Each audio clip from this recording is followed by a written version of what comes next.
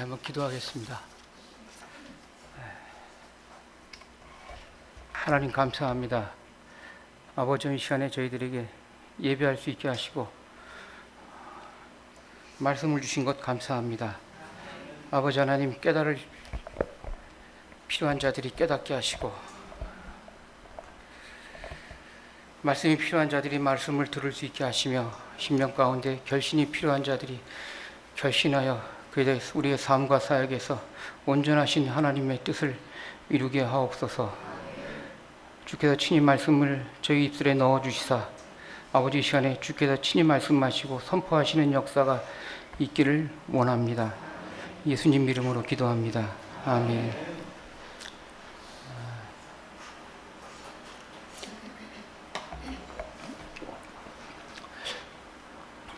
제가 2005년도에 태국에 처음 가면서 몇 가지 기도 제목을 가지고 이제 기도를 했는데 그 중에 하나가 한 기도 제목이 이거였습니다. 하나님, 제가 선교사의 이름으로 선교지에 나가는데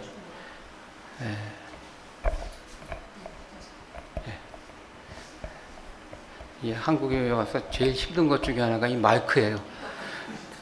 저희 이렇게 좋은 마이크가 없어가지고 한국에 온 마이크가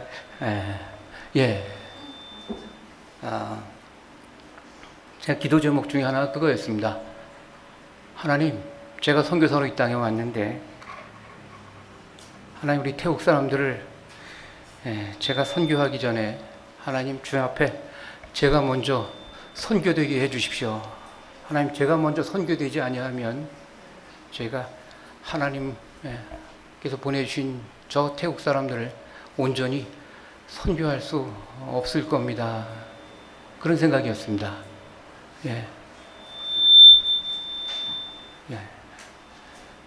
여러분들이 모두 하나님 앞에 계시다고 하면 여러분들이 먼저 하나님 앞에 선교되시기를 바랍니다. 여러분들이 하나님의 말씀을 가지고 나가신다고 하면 여러분들 안에 먼저 하나님의 말씀이 있으시기를 바랍니다. 성경에 하나님께서 하나님의 택하신 백성들을 떠나실 때는 다른 이유가 없었습니다. 그들에게 말씀이 없을 때였습니다. 여러분, 한 주간을 보내시면서 무슨 요일쯤 되면 교회 가고 싶어지십니까? 주일 예배에 가고 싶어지세요? 무슨 요일쯤 되면은요? 오늘 주일날 예배 마치고 가시는데 월요일부터 또 가고 싶지는 않으시겠죠? 무슨 요일쯤 되면 여러분 주일날 예배가 사모가 되고 빨리 주일이 기다려지십니까? 제 경우는 제가 처음 예수님을 영접한 이후에 저는 목요일쯤 되면은 교회 가고 싶어서 안달이 났었습니다. 목요일쯤 되면 교회 가고 싶어서 막 주일 예배가 사모가 되고 기대가 되고 막 진짜 안달이 날 정도였습니다. 여러분, 요일에 상관없이 한 주간을 보내시면서 주일 예배가 여러분들 삶에 자꾸 생각이 나시고 주일날 교회 가는 것이 자꾸 사모가 되고 생각이 나시기를 바랍니다. 이 생각이 우리 안에 없으면 내 안에 말씀이 점점 실종되고 있다고 하는 증거입니다. 며칠 전에 가까운 지방에 제가 이름을 얘기 안 하려고 그러다가 다 얘기하기로 작정을 했습니다. 제가 며칠 전에 춘천에 갔다가 태국에서 오신 선교사님이 계셔가지고 좀 만나고 오다가 한참 길을 가는 서울 쪽으로만 한참 오는데 멀리서 십자가 탑이 굉장히 높게 아주 보였습니다. 너무 반가웠습니다. 야, 저렇게 또 큰 교회가 있구나. 근데 어떻게 길이 그 교회 앞을 지나가게 돼서 사거리에 신호에 걸려 서 있는데 바로 그 교회가 제 대각선으로 모퉁이에 이렇게 서 있었습니다. 대리석으로 아주 큰 교회였습니다. 제가 이름을 말씀드리겠다고 했죠. 춘천 안디옥 교회입니다. 제가 좋은 일 같으면 얘기 안 하는데 별로 제 마음이 흡족하지 않아서 이야기를 합니다. 춘천 안디옥 교회였어요. 제가 너무 반가웠습니다. 야, 춘천에 저렇게 멋있고 화려하게 지은 교회가 있구나. 너무 반가웠습니다. 그런데 그 교회를 제가 신호를 기다리면서 스캔해서 보는 순간에 그 벽에 써 있는 글씨를 보고 제가 제 나름대로 경악을 금치 못했습니다. 그 벽에 뭐라고 써 있었냐면 인생고를 해결해 주는 안디옥 교회 이렇게 써 있었습니다. 제가 그 교회를 인터넷에 찾아봤어요. 제가 어디 특정 교회를 비하시키고 폄하하려고 하는 얘기 절대로 아닙니다. 105년이나 된 교회였어요. 여러분, 그 교회에서 말하는 인생고가 어떤 건지 전 잘 모르겠습니다. 대충 이런 것일 거라고 짐작은 합니다. 그러나 교회가 사람의 인생고를 해결해 주는 교회라고 벽에 그렇게 큰 글씨로 써놓을 정도면 그곳은 이미 교회가 아닙니다. 105년이 됐든 150년이 됐든 그 교회는 이미 교회가 아닙니다. 예수 그리스도께서 교회 공동체를 세우시려고 피를 흘려서 우리는 세우셨다고 우리는 고백합니다. 예수님께서 그러한 교회를 이 땅에 세우실 때는 우리 사람의 인생고 정도 해결하시려고 세워놓으신 교회가 아닐 겁니다. 그러한 교회가 아닐 겁니다. 저는 그 교회 담임 목사님이 누구신지 인터넷에 찾아봤어요. 여러분 안 찾아보셔도 됩니다. 예. 그리고 저는 그 교회 목사님과 교역자들에게 분노가 치밀었습니다. 그리고 그 교회 성도들이 너무 불쌍했고 그 글을 보면서 교회가 어떠한 곳일까를 생각할 그 지역에 있는 주민들에게 너무나 미안했습니다.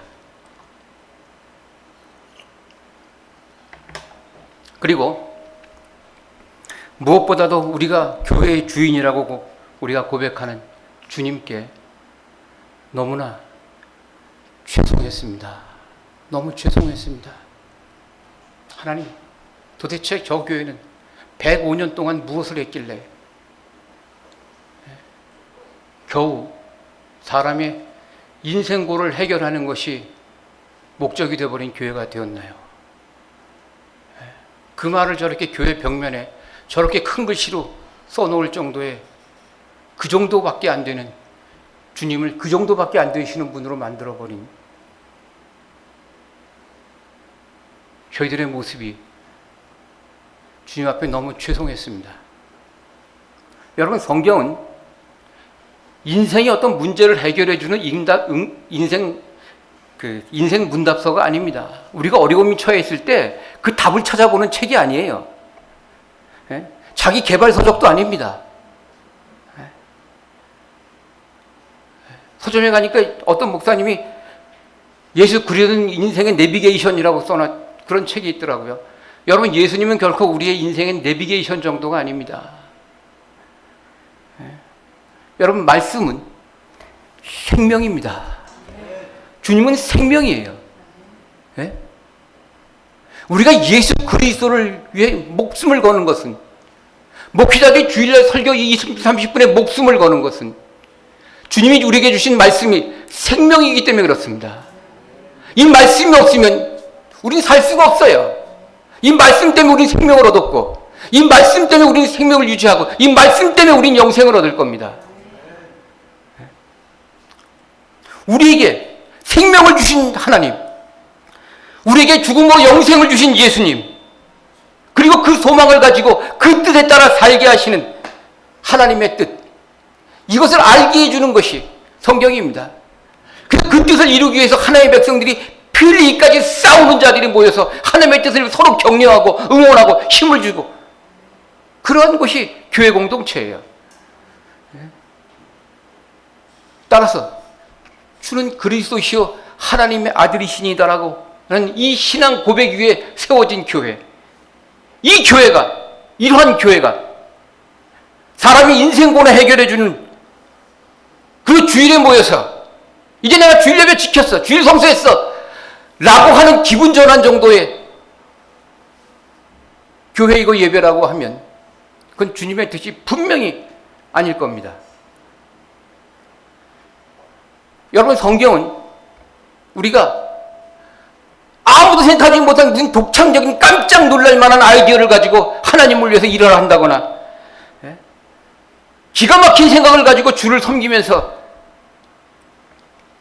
그렇게 하기를 원한다고 하는 말씀을 우리에게 주시지 않습니다. 교회는 예수 그리스도의 죽으심으로 죄를 대속받았다고 믿고 그 사실을 믿으며 그 하나님의 사랑에 감격해서 그 사랑으로 하나님을 사랑하고 그 사랑으로 이웃을 사랑하고 그 하나님의 뜻을 이루기 위해서 서로 격려하고 피 흘리기까지 서로 싸우는 그러한 백성들이 모여서 하나님을 예배하는 곳입니다. 그러한 곳이 교회예요. 시편 131편 1절에 성경은 그렇게 말씀하십니다. 여호와여, 내 마음이 교만하지 아니하고 내 눈이 오만하지 아니하오며 내가 큰 일과 감당하지 못할 놀라운 일을 하려고 힘쓰지 아니하나이다. 하나님, 우리가 무슨 깜짝 놀랄 일을 가지고 주를 섬기길 원하지 않으세요. 아무 생각하지 못한 일을 가지고 우리가 주를 깜짝 놀라게 하리라고 생각하지 않으세요.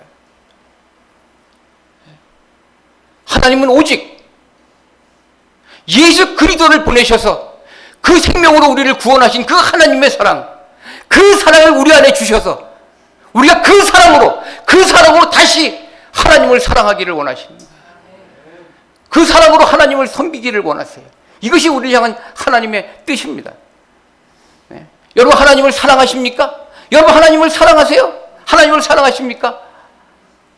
여러분, 하나님을 사랑하신다면 어느 정도까지 사랑하십니까? 어느 정도까지 사랑하세요? 우리가 사람들끼리 우스갯소리를 그렇게 하지 않습니까? 야, 내가 너 사랑하는데 그 정도까지는 아니야, 아직. 예. 여러분, 하나님을 어느 정도까지 사랑하십니까? 예? 이런 질문을 누가 다른 사람이 한다고 하면 좀 어려운지 모르겠지만 스스로에게 한 번씩 질문을 던져보십시오. 나는 하나님을 어느 정도까지 사랑하는가? 내가 하나님을 사랑한다고 말하는데, 내가 하나님을 사랑한다고 고백하는데, 과연 내가 하나님께 드리는 사랑은 어디까지인가? 어느 정도까지인가? 더 나아가서 내가 하나님의 말씀을 읽고 암송하고 그런다고 하는데 나는 과연 내 하나님의 말씀을 어느 정도까지 내가 신뢰하는가? 과연 하나님의 이 말씀이 내 삶과 사역에 어느 정도 영향력을 끼치고 있는가?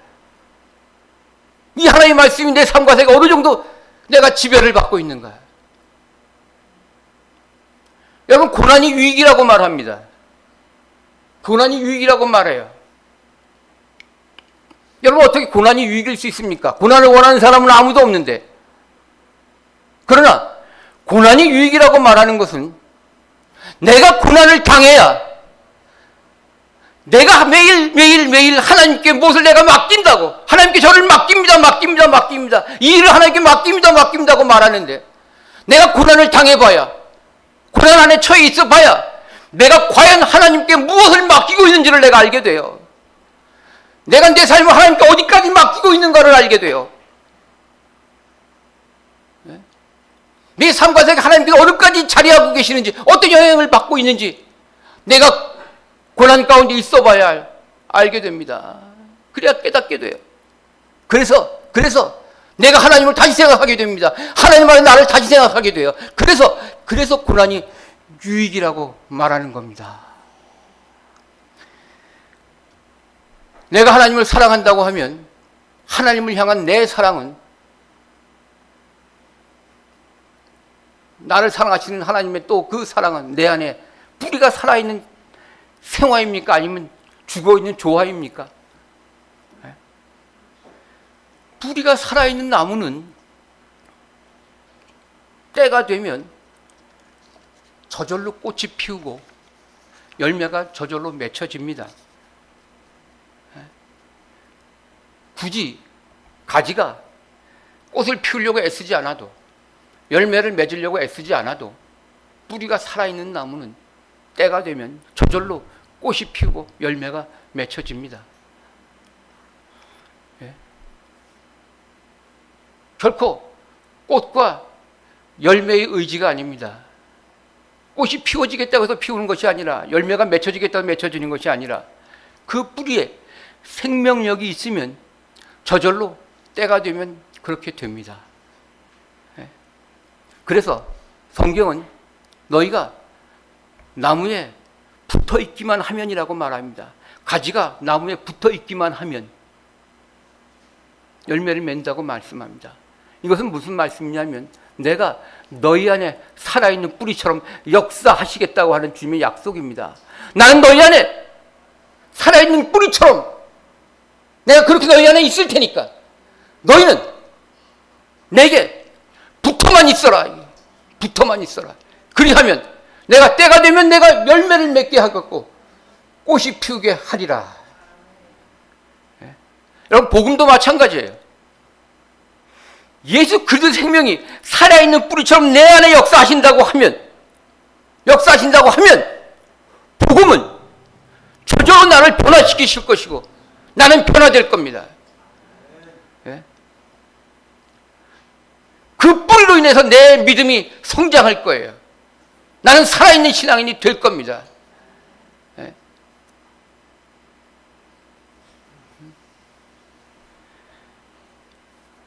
여러분, 시간이 많이 지났는데도 내 삶과 신앙에 그렇게 크게 변화가 없습니까? 크게 변화가 없으세요? 시간이 문제가 아니라 내 안에 하나님의 말씀이, 복음이 실종 상태이기 때문에 그렇습니다.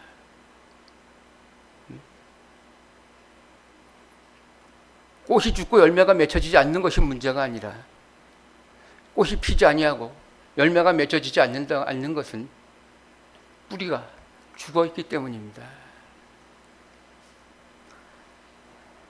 뿌리가 살아있는 나무는 때로는 가지가 부러진다 할지라도, 꺾어진다 할지라도, 잘려나간다 할지라도 걱정할 것이 없어요. 때가 되면 꽃이 피울 것이고 열매가 맺혀질 것입니다. 이것은 죽은 것 같으나 살아있는 증거입니다. 내 안에 예수 그리스도의 생명이 살아 역사하신다고 하는 증거가 무엇인가? 내 안에 예수 그리스도의 생명이 살아 역사하신다고 하는 증거가 무엇인가? 무엇인가?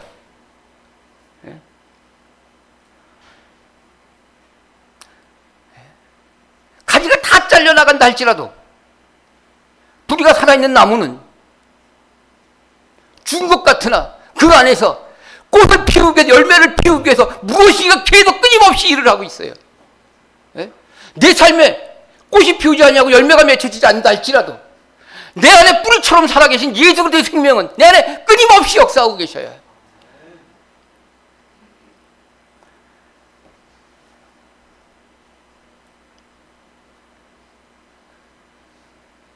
나는 나의 영적 변화와 영적 성숙을 위해서 내가 내 삶과 살게 행하는 내 스스로의 영적 훈련이 무엇인가? 나는 내 삶의 영적 성숙과 성장을 위해서, 그 변화를 위해서 나는 내 스스로, 내 안에, 내 뿌리에게 어떤 영양분을 주고 있는가? 어떤 훈련을 시키고 있는가?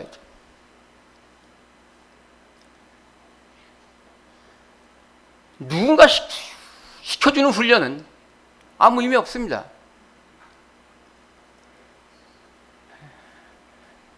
끌려가지 않으려고 버티는 말은 결코 앞으로 나갈 수 없어요.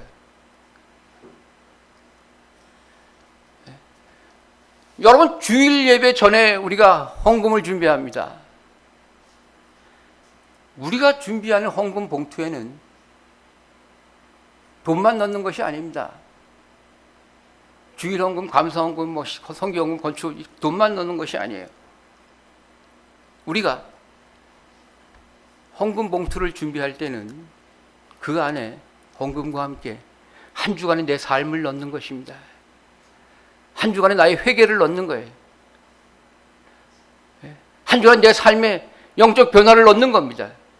한 주간 내 안에 역사하신 예수 그리스도의 그 생명의 역사하심을 넣는 거예요. 그 증거를 넣는 겁니다. 그리고 또 다음 한 주간 내가 주 앞에 어떤 모습으로 서 있을지 그 결실을 넣는 겁니다.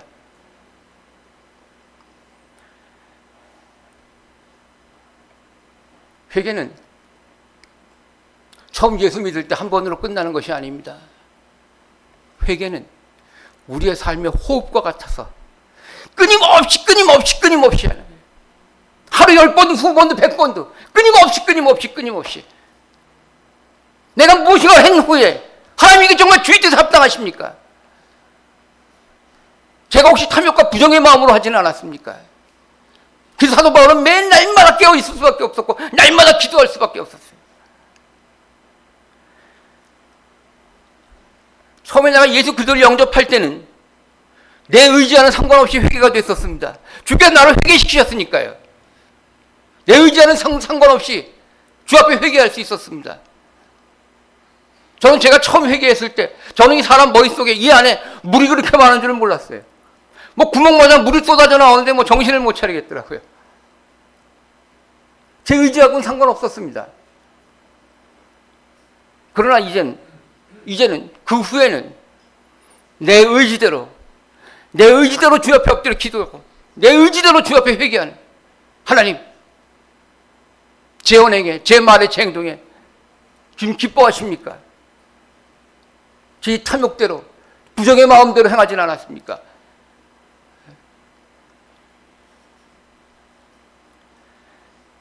그리스도인에게 회개는 호흡과 같은 겁니다. 이것이 끊어지면 우린 죽습니다. 이것이 끊어지면 우린 주 앞으로 나갈 수가 없어요. 호흡하듯이 순간순간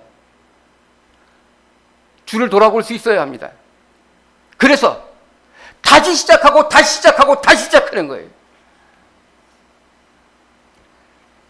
살아있다고 하는 것은 기대감입니다. 내 삶에 어떤 일이 일어날까 하는 기대감이에요. 하나님께서 나를 언제 어떤 모습으로 쓰실까 하는 기대감입니다. 하나님께서 분명히 나를 쓰신다고 하시는데, 쓰실 텐데 도대체 언제 어떤 모습으로 어떤 곳에 쓰실까? 이것에 대한 기대감입니다. 그래서 우리는 그렇게 기도하게 됩니다. 하나님께서 어떤 일을 계획하고 계실 때 그 일을 위해서 하나님, 제 이름이 생각나시기를 원합니다. 하나님께서 계획하신 그 일을 위해서 하나님, 제 이름이 생각나시기를 원합니다. 로마서 1장 16절에 성경은 그렇게 말씀하십니다.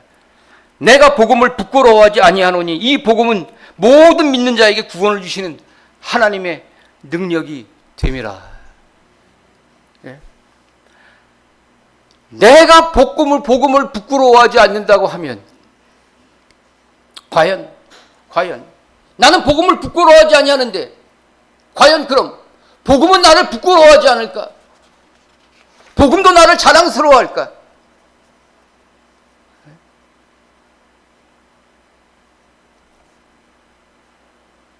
복음이 모든 믿는 자들에게 주시는 하나님의 능력이라고 하면 이 복음은 이제 우리 안에서 내가 하나님을 사랑하는 능력이 되고 주 예수 그리스도를 본받아 주를 위해 죽을 수도 있는 우리의 하나님을 향한 우리의 헌신과 우리의 충성을 드리게 하는, 그것을 결신하게 하는 하나님의 능력입니다. 이것이 복음이 우리 안에 역사하시는 능력이에요. 요한일서 3장 16절에 그가 우리를 위하여 목숨을 버리셨으니 이로써 우리가 사랑을 알고 우리도 형제들을 위하여 목숨을 버리는 것이 마땅하니라. 우리가 주를 사랑하고 주를 위해 죽을 수 있는 능력, 내가 이웃을 사랑하고 이웃을 위해 죽을 수 있는 능력, 이것은 내 힘으로는 할 수 없지만, 내 생각으로는 할 수 없지만 주께서 내 안에 계시는 그 지극하신 능력으로 나를 그것을 감당할 수 있게, 할 수 있게 해요. 할 수 있게 합니다.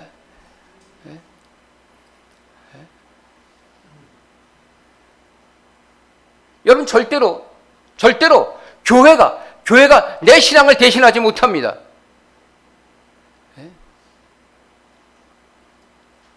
제가 저는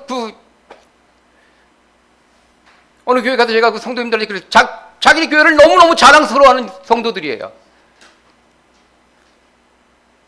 제가 그것을 말씀을 전하면서 그렇게 했습니다. 여러분이 섬기는 교회 이름 뒤에 숨지 마라. 여러분의 교회는 결코 여러분을 대신할 수 없다.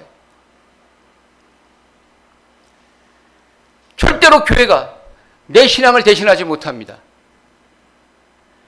마지막 때 내가 하나님 앞에 섰을 때 하나님, 제가 어느 교회에 다녔습니다라고 하는 것을 결코 우리는 주님 앞에 그것을 자랑으로 이야기할 수 없습니다.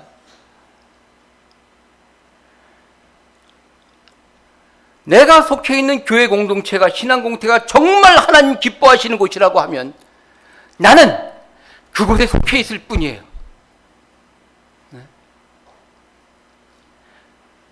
그 공동체가 정말 중요하고 하나님 기뻐하시는 공동체라고 하면 내가 그 안에서 그러한 공동체를 만들어가는 겁니다. 성도들이 내가 내 신앙으로 그러한 공동체를 만들어가는 거예요. 하나님이 기뻐하시는 공동체를 만들어가는 겁니다. 그래서 이 공동체가 중요한 거예요. 그래서 이 공동체 안에 있는 내가 중요한 겁니다. 그래서 그 공동체 안에 있는 구성원들이 그 공동체를 위해 서로 격려하고 그 공동체를 위해 서로 기도하고 서로 응원하면서 하나님 보시기에 아름다운 기뻐하시는 그 공동체를 서로 만들어가는 것이에요. 혹시라도 내가 지금 그러한 공동체에 있다고 하면 여러분, 안심하지 마십시오. 내가 과연 그러한 공동체를 만들어가고 있는가? 이것을 생각해야 합니다.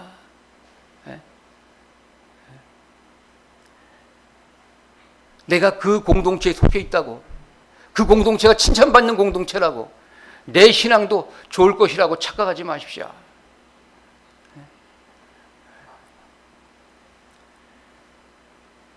내가 속해 있는 공동체가 정말 하나님이 기뻐하시는 공동체라고 하면 여러분, 그 공동체 안에 나를 던지십시오.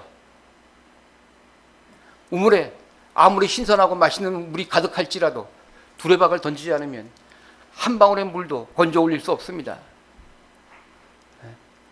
내가 그 공동체에 속해 있다고 하는 것이 중요한 것이 아니라 나로 인해서 그 공동체가 아름다운 공동체, 기뻐하는 공동체로 만들어가고 있다고 하는 것이 중요한 거예요.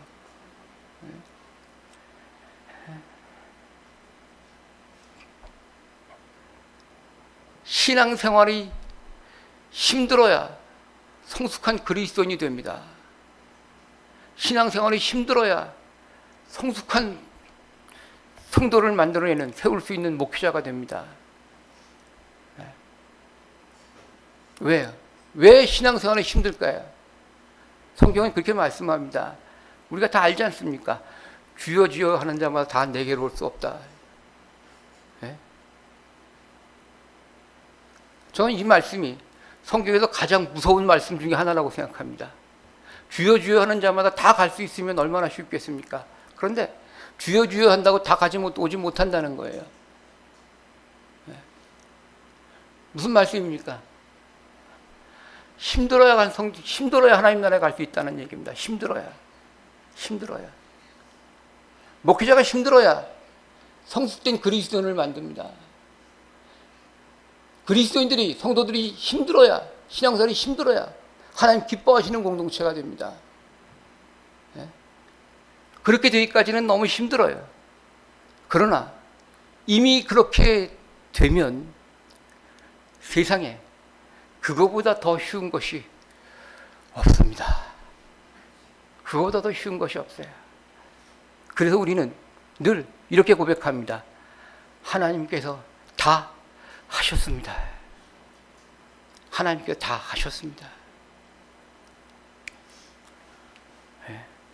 고린도전서 4장 10절에 우리는 그리스도 때문에 어리석으나 너희는 그리스도 안에서 지혜롭고 우리는 약하나 너희는 강하고 너희는 존귀하나 우리는 비천하여 그러므로 내가 너희에게 권하노니 너희는 나를 본받는 자 되라. 그런즉 사망은 우리 안에서 역사하고 생명은 너희 안에서 역사하느니라. 여러분, 사망은 내 안에 역사하고 생명은 너희 안에 역사한다고 담대하게 선포할 수 있는 목회자예요. 그러한 공동체의 리더, 내게 맡겨진 성도를 위해서 내가 죽을 수 있다고 고백하는 그러한 목회자, 내가 섬기는 이 교회 공동체를 위해서, 내가 섬기는 하나님을 위해서 내가 죽을 수도 있다고 고백하는 그러한 그리스도인, 내 앞에서 절하는 성도들을 말리면서 나도 여러분과 똑같은 사람이라고 말할 수 있는 그러한 능력이 있는가? 이건 능력입니다. 그러한 능력이 있습니까? 베드로는 우리에게 그러한 능력을 보여줬어요. 날마다 깨어 기도하는 목회자, 남들이 부러워하는 모든 것을 다 똥같이 여길 수 있는 그리스도인 사도 바울은 그러한 능력을 우리에게 보여주었습니다. 금과 은은 내게 없어도 예수 그리스도 이름으로 걸으라고 담대하게 선포할 수 있는 그러한 능력, 그러한 능력.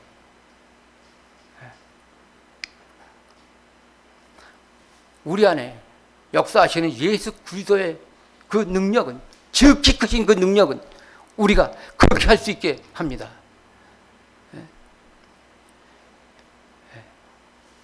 십자가에서 갈기갈기 찢어진 예수 그리스도의 심정으로, 그 모습으로 우리가 사람들에게 아무리 해도 자랑할 것이 없는 그 무익한 종의 마음으로 하나님께로 그렇게 갈 수 있는 능력. 진정한 헌신은 대가와 지분을 바라지 않습니다.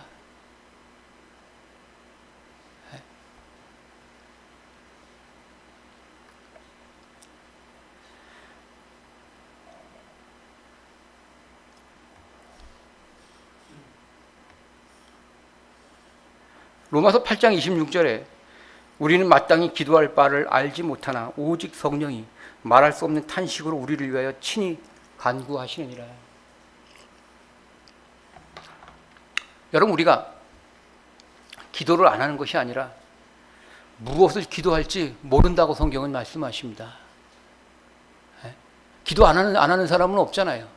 그런데 성경에서 우리에게 말씀하시기를 너희가 기도를 안 하는 것이 아니라 기도를 하긴 하는데 무엇을 위해서 기도할지를 우리에게 모른다고 말씀하세요.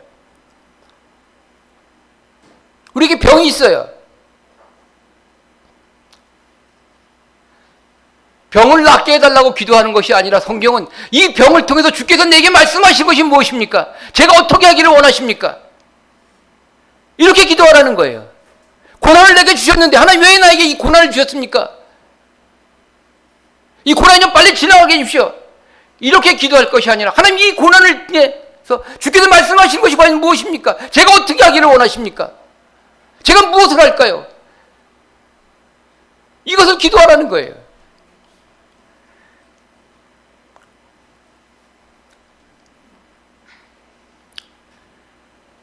우리가 소망으로 구원을 얻었음에 보이는 소망이 소망이 아니라고 성경은 말씀하시는 거예요. 여러분, 고린도후서 6장을 한번 같이 찾아볼까요? 고린도후서 6장, 신약성은 291쪽입니다. 고린도후서 6장 4절부터 10절까지입니다.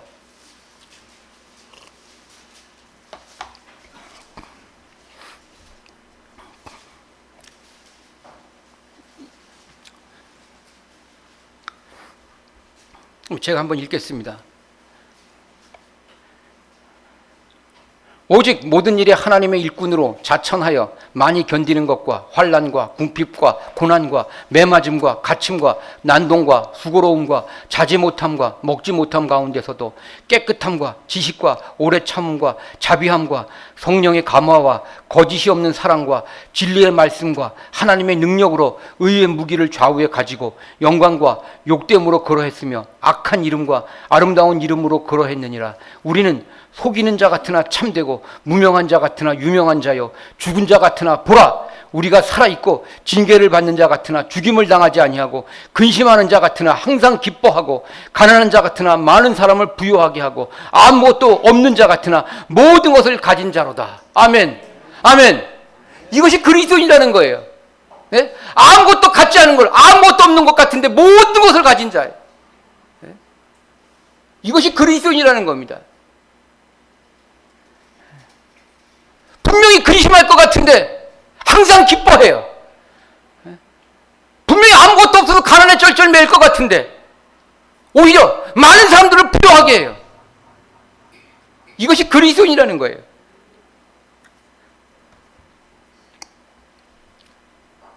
여러분, 내 나를 향한 하나님의 뜻이 확실하다고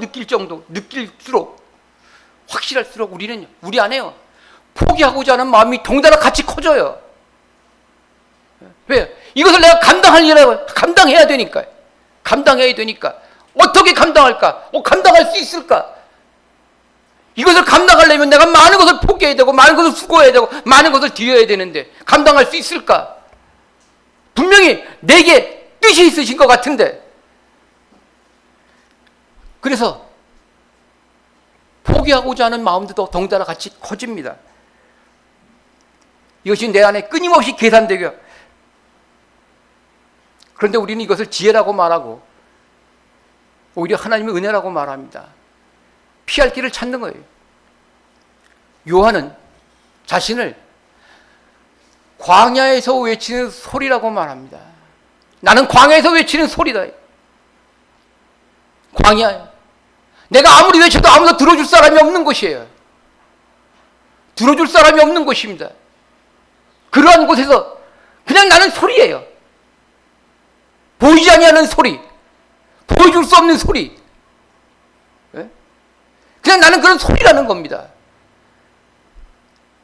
뱉고 나면 그냥 없어져 버리는 소리예요. 형체도 없는 그러한 그냥 소리라는 거예요. 소리.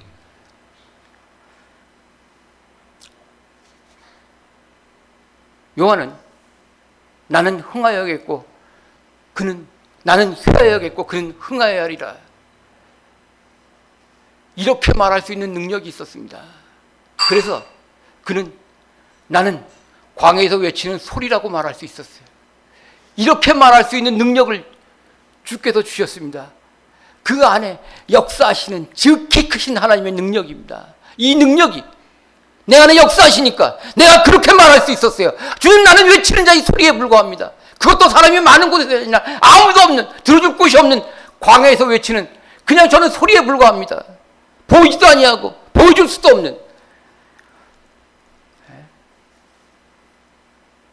예수님은 요한복음 4장 34절에 그렇게 말씀하세요. 나의 양식은 나를 보내신 이의 뜻을 행하며 그의 일을 온전히 이루는 이것이니라. 이것이 내가 하나님의 뜻을 이루는 이것이 이 땅에서 나를 살게 하시는 근원이라는 거예요. 나를 살게 하는 뿌리라는 겁니다. 여러분, 높은 건물을 지탱하는 건물의 기초는 땅 속에 있어서 보이지 아니합니다. 그러나 그 보이지 아니하는 기초가 눈에 보이는 그 높은 빌딩을 지탱하고 있어요. 보이지 아니하는 뿌리가 그 높은 나무를 지탱하고 있습니다. 보여지는 우리의 삶과 사역을 지탱하고 있는 보이지 아니하는 내 신앙의 기초는 과연 무엇인가? 보이지 아니하는 내 신앙의 기초는 과연 살아있는가? 살아 숨쉬고 있는가? 그 안에 역사하시고 계시는가?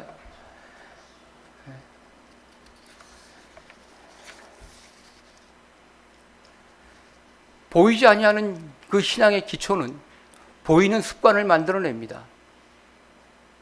그래서 신앙에 좋은 습관이 필요해요. 그 신앙의 좋은 습관은 때로는 내 삶을 지배하기도 하고 내 삶에 큰 영향력을 행사해서 때로는 내 안에 꿈을 갖게도 하고 때로는 헛된 욕망을 갖게도 합니다. 사소한 것에 소홀히 하고 큰 영적 문제에만 집착하는 사람들은 넘어지기 쉽습니다. 우리는 마르다의 삶 속에서 마리아를 묵상해야 하는 갈등이 있습니다. 그러나 하나님은 어디에는 계시고 어디에는 계시지 아니하시는 분이 아닙니다. 마르다의 분주한 삶 속에서도, 마리아의 고요한 묵상의 삶 가운데서도 하나님은 계십니다. 그러나 어떠한 상황에서도 하나님의 말씀을 들어야 하는 것은, 그 음성을 들어야 하는 것은 바로 납니다. 이것이 우리가 변함없이 끊임없이 코람되어 하나님 앞에 서야 할 이유입니다. 너희 안에 불이 꺼지지 아니하나 보라. 너희 안에 불이 꺼지지 아니하나 보라. 우리가 지금 하나님의 때를 기다립니다. 내가 하나님의 앞에 설 때를 기다리는 삶을 우리는 살고 있어요. 삶에서 여러 가지 많은 일들을 우리가 겪을 때 때로는 지루하게 느껴지는 사람도 있을지 모르겠지만, 내 삶에서 이루어질 하나님의 무슨 어떤 역사를 기대하며 그 설레임으로 사는 그리스도인도 있습니다. 보이지 아니하는 것이 절망의 시간일 수도 있지만, 그 설레임을 가진 자들에겐 희망과 소망의 시간입니다. 우리 대부분의 죄는 조급함 속에 벌어집니다. 우리가 소망을 가져야 하는 이유는, 절망은 결국 어떠한 모습으로든지 우리가 죄의 길을 가게 합니다. 그래서 우리가 하나님의 그 능력 안에 소망을 가져야 하는 이유입니다. 우리 안에 계신 세상보다 크신 분은 우리 안에 지극히 크신 능력으로 우리 안에 계십니다. 우리는 모든 것을 참으며, 모든 것을 믿으며, 모든 것을 바라며, 모든 것을 견뎌내며, 결국 내 안에 계신 지극히 크신 그분의 능력으로 인해서 우리는 주께서 기뻐하시는 삶을 우리는 살 것입니다. 저 여러분 안에 그 소망이 있기를 바랍니다. 내가 주 안에 있기만 하면, 주 안에 있기만 하면 주님은 나를 그렇게 하게 하십니다. 내가 붙어 있기만 하면 내 삶과 사역에서 꽃을 피우게 하실 것이고 열매를 맺히게 할 것입니다. 예수님은 그렇게 말씀하십니다. 내가 아버지께서 기뻐하시는 일을 하니까 아버지께서 나를 혼자 두지 아니하셨다. 기도하겠습니다.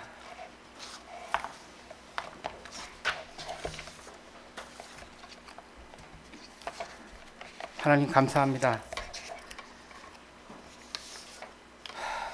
아버지 하나님, 참으로 험악하고 또 분주한 시간들을 이 세상에서 저희들이 살아나가는데,